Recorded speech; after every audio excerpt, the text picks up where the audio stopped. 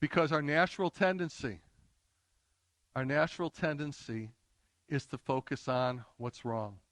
Goes back to the 60 to 90,000 thoughts. And I can be just as guilty of this.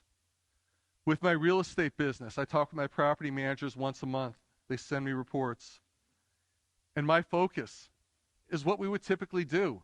I'm not taking a look at what's been collected. I'm not taking a look at the good stuff. I'm taking a look at who didn't pay the rent. What big expenses came up that I didn't expect. And that's what I'm talking with them about. And I realize if you've ever been a property manager, it's tough. It's hard work. And I needed to celebrate their wins with them. I talked to one of my property managers about this, and I said, I want to make sure we start celebrating the wins. Talk about the things you're proud of, the accomplishments you had, the things I'm not going to know. He was so excited. I had an email back in 20 minutes with this whole list of things about every property and all the things he was proud of accomplishing. And he was so excited we were adding this to what we do.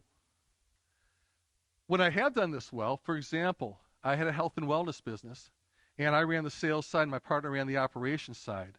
Is each week in our meetings, I would ask the salespeople, share something you are proud of. Share something you are proud of that I'm not going to know about. A customer that complimented you. A new product you got in somewhere you've been trying to do for a long period of time.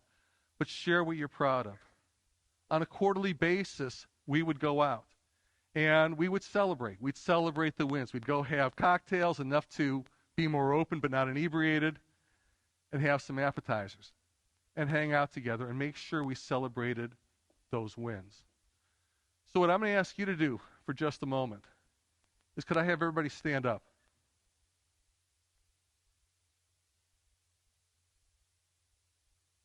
Okay, now we're doing jumping jacks. I'm just kidding. Don't do jumping jacks, please. I'd like you to think about this past year for you and the things that you've accomplished and the wins that you have had, the wins that you are proud of. Whether it's personal wins, wins for the people you support, wins for your students. And what I'd like you to do, because you've all learned it, we don't do this enough, would you give yourself a standing ovation for what you've done?